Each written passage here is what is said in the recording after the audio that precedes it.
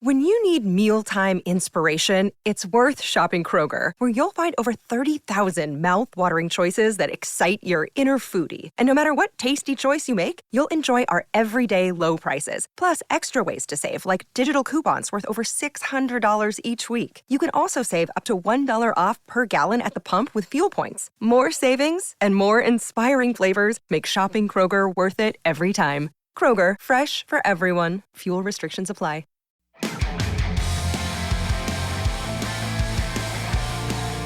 All right, everyone knows the success story of Apollo 11. Everyone knows the names Neil Armstrong, Buzz Aldrin, and Michael Collins. And everyone knows the harrowing story of the crew of Apollo 13 because that too was made into a Hollywood blockbuster film and it starred Tom Hanks. But what about the mission in between there? Who remembers the mission and crew of Apollo 12? Hi, I'm Chris May, host of This Day in Weather History, a podcast from the Weather Network in Canada. So Apollo 11 makes the history books and into the movies by being the first to land men on the moon. Apollo 13 makes history and a movie by almost being lost in space. So I guess Apollo 12 was just so routine that it was somehow insignificant? That's a lovely liftoff. That's not bad at all. Everything's looking great. Sky's getting lighter. Okay. 30 seconds. Looks good. Roll, start late. Move. 200 feet. The hell was that? Just 36 seconds after liftoff, a bolt of lightning shot out like a rocket, excusing the pun, from the gray clouds that covered the launch site, striking the Saturn V as it climbed towards space. I'm going to open up by making sure that we all know these names now. Apollo 12 blasted off from Cape Canaveral carrying NASA astronauts Charles Pete Conrad, Alan Bean, and Richard Dick Gordon on the second human mission to the moon. These men deserve to be remembered and revered for battling the weather and winning. The prize? Their lives. Thankfully, the Saturn V booster itself was largely unaffected by the lightning strike, but the ship, with her crew, continued toward orbit. And this is where things started to go wrong. The intense discharge of electricity had a crippling impact on the electronics of the Apollo 12 spacecraft perched atop the rocket. This is the actual spaceship that makes the full round trip. They kind of need their electronics online at all times. That was simply just not the case here now.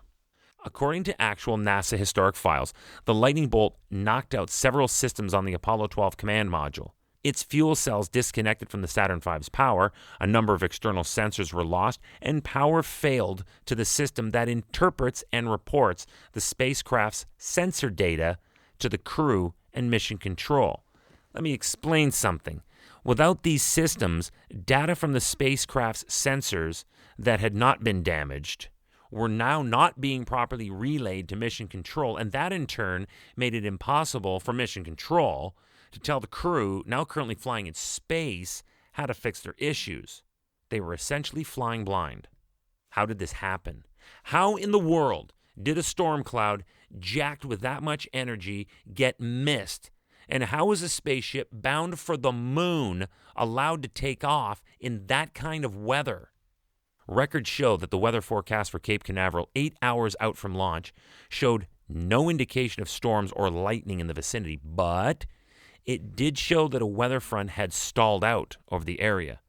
Now, we all know from watching the Weather Network that stalled fronts are like cars stuck in traffic and the car is still in drive.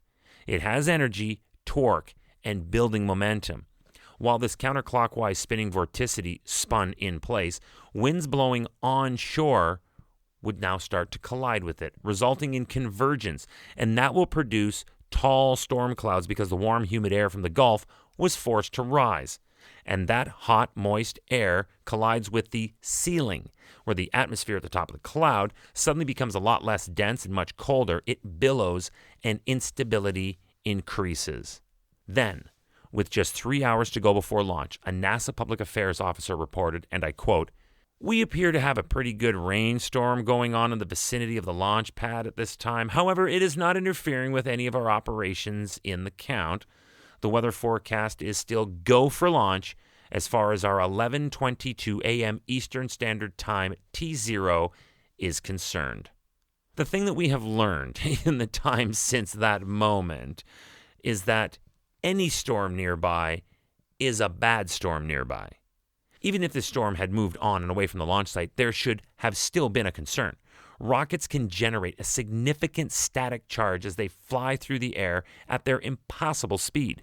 So even if the nearby low was not building to a point of thunder and lightning, the Saturn V on its own, with its intense exhaust plume, can still provide a cloud with a shortcut for any buildup charge to follow.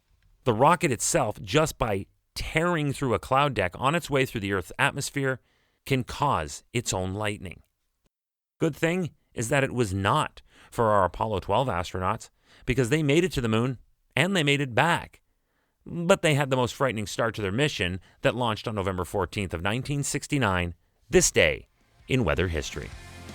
Tomorrow is November 15th, and we are looking at the story behind a tropical cyclone that resulted in one of the worst natural disasters in Bangladesh.